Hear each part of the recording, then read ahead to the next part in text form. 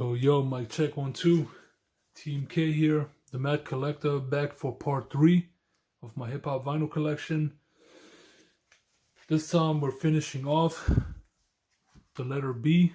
So we're gonna start here with a legendary MC, Big L, man, Lamont Coleman.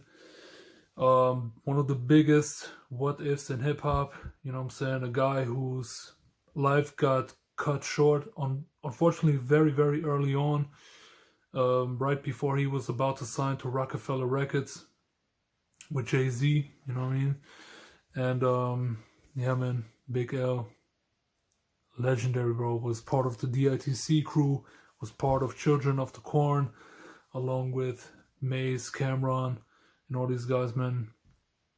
You know, really, really great loss to hip hop. Very sad, man, but Big L, legend, you know what I mean? And the first record we got here is the Devil's Son EP by Big L. This was released for Record Store Day of 2018 by Sony or Columbia Records. You know, they had the masters to Big L's early stuff like Devil's Son and then some of the demo tracks that he recorded. And this is really dope right here, man, because, you know, Record Store Day, I have to say, man, Record Store Day I'm not a big fan of because they give us a lot of like pointless reissues and stuff, man. But this was one of the records that were actually worth lining up for, because this is an actual Record Store Day exclusive. This is not a reissue that was pressed up by the thousands already. This was something that was truly exclusive and has never been reissued since, and never released before in this form, you know what I'm saying? And I really, really like this, you know what I'm saying? And also I like the fact that they cleaned up these tracks, man. These are the best that they ever sounded. Really, really awesome stuff, man. Dope companion piece to the next record, which I'm gonna segue into this one right here, man. Lifestylez of the Poor and Dangerous by Big L. I mean, come on, man. Definitely top 5 albums of 1995 for me. 10 out of 10 record for me. This is just a legendary album, bro. From the DITC camp. Big L just going in on these Buckwild, Lord Finesse, and Showbiz beats. It's a double LP right here, man. This was pressed up by Traffic Entertainment. Once again, Sony also. And yeah, sounds great on vinyl. I don't know how the original sounds, but this double LP press, really phenomenal stuff. I'm actually glad that I bought this back in 2013 or something like that. No, 2014 or 15 for 19 bucks, man. Because if you look at the prices now on Discogs, way, way, way expensive, man. Triple digits, you know, it's ridiculous, bro, but I'm glad to have it. Then we got The Big Picture by Big L. Posthumous record, came out in the year 2000, originally by Rockers Records. And this was an album that I think Big L started working on but never got finished. And then after his death, the album got finished. Yeah, man, this is a pretty dope release, man. Pretty dope album. Do have to say there are some tracks on here that I don't like. For example, Games by Sadat X and Guru. I was always one of those people that said that this is probably the worst official Big L track that was ever released, because the original version of that song is such a great record, man. But this album version of Games, Females Play, terrible, man. That beat is just trash. Absolute trash. And to have the audacity to have Sadat X and Guru spit on it, on this garbage ass beat, is such an insult to L, Sadat, and Guru. But still, we got some classics on here like Casualties of a Dice Game, Platinum Plus, Fall Back, you know, holding it down with this nice Pete Rock beat, Deadly Combination, Ebonics, Size 'em Up. There's some dope shit on here, man, but that fucking Games track, man, is just garbage. But yeah, cover is slightly different from the original press. You know what I'm saying? I think they redrew it or something like that. Looking on the inside, we got a nice little gatefold with a lot of pictures. For example, you have Lord Finesse here, you got Rakim here. Really, really dope stuff. Took a lot of care into this, which you don't really see often these days. Taking the inner sleeves out, man, you still get more pictures. Well, it's just, I think, pictures that were recycled from the gatefold. Oh, and by the way, it's also on colored vinyl. This is a, I think it was advertised as a gold colored record. Or yellow, I believe. Or it's an orange one. But whatever the case may be, dope, hefty pressing, great release. And a good album. Speaking of another good album right here, man. Harlem's Finest, Return of the King by Big L. This was released by Mass Appeal. As you can see here, Mass Appeal. As part of their Legend Has It series. I think this was the 5th in line. This one came out actually for Halloween of last year. And there are a lot of mixed opinions about this album. This was a very polarizing album. You know, some people said that this album was bad. Some people say it was average. Some said it was good. Some said it was great. It was all over the place, the reviews and ratings for this album. Me personally, I kind of sit somewhere in the middle. I'll just say it's a good record, man. What I was disappointed in with this album was the fact that this album was said to be an album with unheard verses. So they led us to believe that this album was supposed to be like an album that featured a lot of like verses that were never heard before, but you heard some of these verses to some extent on YouTube, whatever, it's findable on the internet. You know what I'm saying? We got to hear these verses already, so there is nothing new on it. That being said, I still really like the album. I liked the music on here. It had some really good material. I like RHN. You know, that was a great track. Fred Samuel Playgrounds with Method Man was great. My favorite one was All Alone with Novel. Really like that one. 7-minute freestyle, of course, classic, but that one had the beat remade, so it's not the original beat that they used for this.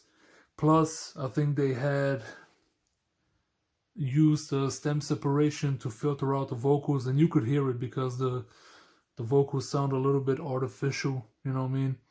But my absolute most hated song on here is this one, Forever.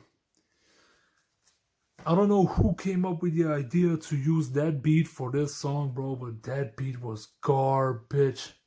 Garbage. I fucking hate that song so much, man, because of the beat. You know what I'm saying? And I think they used it because of Mac Miller, but I think even Mac Miller would have said, man, no, I'm not rapping on this beat with Big L on it, man. Oh my god, man, that beat was garbage. But album itself, overall, was good, man. Of course, you got the obligatory freestyles on here, man, as you always have with Big L, because he was the freestyle king back in the days. You got here the release itself, Obi Strip, which was wrapped around the sides, but I actually had to open it up here to keep it intact still. You know what I'm saying? I had to keep it some way, somehow. Then we got a poster in here and printed inner sleeve, and the record is on a maroon colored vinyl. And yeah, man, so it's a great release, man. Definitely, I like that they put so much love and care into this album. Like I said, was good. But if it was for me, man, if you ask me, I would have said, man, get Lord Finesse or the people from DITC working on this, as opposed to, You know, Conductor Williams, for example, which I love Conductor Williams, don't get me wrong, he's one of my favorite producers doing it right now, man. But if we're talking Big L, man, we're also talking DITC, man. And I would have loved for them to have Lord Finesse on here as well, and Buck Wild, you know, Showbiz, AG, Fat Joe, and all these guys, man. That was the only disappointing part about this. But other than that, good record. Then we got Big Pun, Capital Punishment. First MC to go, the first Latino MC to go platinum or diamond, I don't know what it was. But this album, fucking amazing. Really, really nice record. Would have been a 10 out of 10 if it wasn't for this skip right here, man. Taster's Choice. I don't like when MCs bang chicks on their albums. Big Pun did it on this one, so automatically this one drags it down to a 9 instead of a 10. For the release itself, don't like these OBs, man. This is pointless, especially, yeah, okay, it has the limitation number on it, but this is pointless if you don't have one of the early numbers or the latest ones. But anyways, pressing itself, really dope. Really like the cover art, some nice Latina boobage action in the inside the gatefold. Then here we got the classic, well-known back cover art, taking out the record. And inside we have really, really nice tricolor vinyl. Yeah, come on, man. I hate these paper industries, man. They're so staticky sometimes. Yeah, man. I really like this release a lot. It was very well put together. You know, Get On Down does really do like really cool reissues. And this was one of them. But like I said, this situation right here with the obi that flaps around the sides, bro, it's pointless, bro. You don't need that shit, man. Just put out a regular pressing and we'll be good. Oh yeah, man, finally got the record in, man. And this is, by the way, the 4th time of me recording this because I keep hitting the fucking tripod, man. Ah, bro. Whatever. Moving on, we got Binary Star with Masters of the Universe. Came out in the year 2000. This is a duo. Binary Star is a duo consisting of One Below and Decompose. And once again, this is just classic 2000s underground material. Really, really, really awesome album. Fucks with this heavy. And yeah, really love the material on this. I like the song New Hip Hop. If you haven't heard it, go check it out. Has a classic Ahmad Jamal sample on it. And yeah, this album right here comes on a limited green vinyl, translucent green vinyl. I think these were limited to 300 copies, but they also had a black vinyl version for it as well. But I think I bought this green vinyl back when it came out. And yeah, love these guys, man. Love the music on here. This is just legendary underground material right here, man. Binary Star, Masters of the Universe. Moving on, got some classic 80s material. We got Goin Off by Biz Markie. Of course, Biz Markie, part of the Juice Crew, part of Cold Chillin' Records back in the days. And this is a classic fucking record, man. It's fucking Biz Markie, bro. Rest in peace. One of the most fun albums of the 80s. And even today, man. With songs like Vapors, Biz is Going Off, make the music with your mouth biz. It's just great stuff. The only thing I don't like about this particular pressing is this DJ's only button right here, man. Which is what they did back in the days to sell this to DJs. You know, people were not really collecting vinyl records in the 90s like that, so they tried to sell it to DJs and had this button situation going on, man, but I don't like it. Then we got Black Moon, Enter the Stage. Monumental record right here, man. This is what kicked off Bootcamp Click. This is what kicked off Duck Down Records. This was the start of it all. If it wasn't for this, probably wouldn't have Sean Price, rest in peace, one of my top 10 favorite MCs of all time.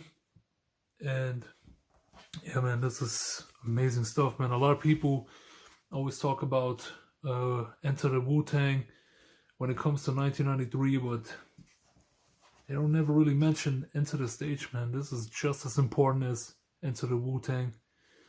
It's another fucking phenomenal album. You know what I mean? This was one of my first vinyl records that I ever copped, along with Company Flow and Illmatic.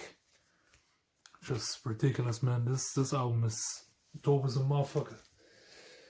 Yeah, man. Classic stuff, bro. You can never go wrong with that one. Just like this is Black Sheep, Wolf in Sheep's Clothing, Native Tongues material. You know, we got Dress and Mr. Long right here, man. You know what I mean? Classic debut album by them. Unfortunately, when it comes to the Native Tongues, you know, people always mention Jungle Brothers, Tribe Called Quest, De La before Black Sheep, but I always ask, what about Black Sheep, man? They also had a great album run, you know, when the Native Tongues were still active and just really putting out that quality material. This was another fucking dope record, man. You know what I mean? Fortunately, this is a 1 LP, so it doesn't have The Choice Is Yours, the revisited mix on it, but it's okay. Love the album, regardless. It's a classic, gotta have it. And I do, so I'm happy about that, man. Then we got Below the Heavens by Blue and Exile. I mean, is there more to say about this? This is a classic record at this point. And yeah, a record that was released in the worst year ever in hip-hop, man. I don't care what anyone says. 2007 is the worst fucking year in hip-hop. And this was released in that year. You know what I'm saying? This was actually one of the few good records coming out of that year, man. And this shit was fire. You know what I'm saying? Fire. Not only do I love Blue as an MC, he's also a good producer, but I really love him as an MC. Does put in a lot of work.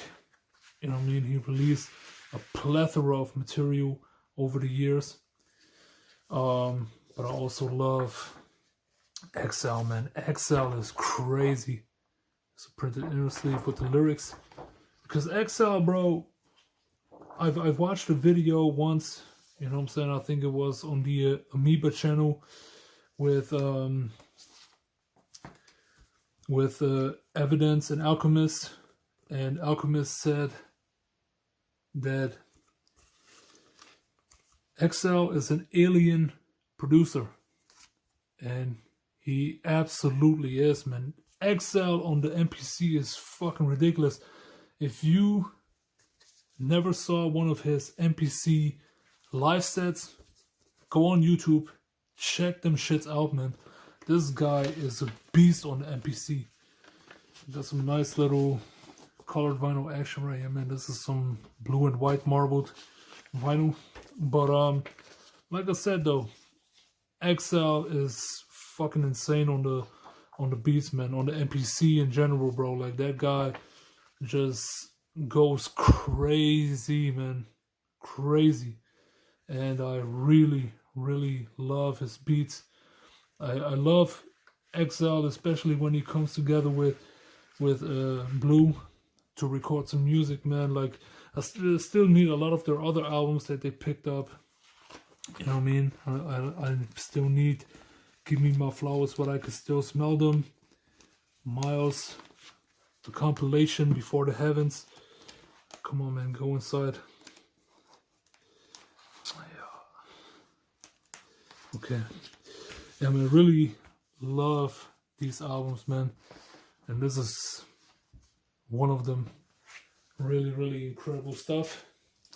Can never go wrong with Blue and Exile. Then we have some more Blue up in here. This is a record that I also really, really love. Ground and Water by Blue and Damu the Fudgemunk. Yeah, Damu the Fudgemunk. Did I talk about him? I don't know. Maybe I have, but I'm not really sure anymore. But Blue and Damu the Fudgemunk, Ground and Water. Dope motherfucking record. Really love this one a lot, man. Yeah, it's on a C vinyl or something. I don't know what they call it, but it's like a light blue colored vinyl. And yeah, the record is really fucking awesome. Unfortunately, in my opinion, very, very short. It's only 8 tracks and that's it. But it does have a really dope posse cut called Beast Mode, which is dope as fuck. But I wish that album was a little bit longer, man. I think it was a little bit on the shorter side. Definitely wished it was a little bit longer, but what else? What can we wish for, man? Sometimes albums fall short, and that's how it is. But then we got another Blue and Exile. Love the Ominous World. This is the latest project they put out together, and I fucking love this one also. This is another one that I really, really mess with. Yeah, love the cover art. It's really nice. And we got some printed inner sleeves, printed insert, and yeah, the colored vinyl is also really dope. It's an HHV exclusive. It's on this really nice haze vinyl or galaxy vinyl. Really love it. It goes with the album cover really, really well. And yeah, one of my favorite projects last year. Really awesome material. Love this album. I especially like this song right here, man. Chucks with King Corrupt and Corrupt. Ridiculous, bro. The whole album is just phenomenal. So definitely go and check this one out if you haven't. I guarantee you, you will at the very least like it, if not love it. Alright, and then the last record for today is a 90s classic right here, man. This is Busta Rhymes, The Coming. This is not an original press, as you can see, man. You got some foil action going on. This is actually a VMP exclusive, Vinyl Me Please. A company which has definitely fucked up with a lot of their clientele. But yeah, but this release right here, man, this is crazy, man. Because not only is this some high quality shit, man. I mean, this is made of thick cardboard right here, man. Does not only come on a nice looking red vinyl. It doesn't really come across on the camera, but it's like a ghostly cloud vinyl. It's really, really dope. And yeah, really love the way this release was put together. Like I said, man, you know, thick cardboard, you know, nice colored pressings, poly-lined inner sleeves, nice foil action right here, man. It's shiny, and just the camera doesn't really pick it up. And yeah, man, this is a really, really well put together release. Also like the gatefold on that one, looks so good, man. Well, yeah, vinyl me please, I'm done for. You know what I'm saying? But really, really love this pressing right here, man. Love this album. So yeah, that was it. That was for my vinyl collection. This is part 3. Next part is coming soon, hopefully. For now, I'm done for today with recording videos, because this is like the 4th or 5th time of me recording, because I kept hitting my tripod and shit, man. That's it for today. I'm out. Take care.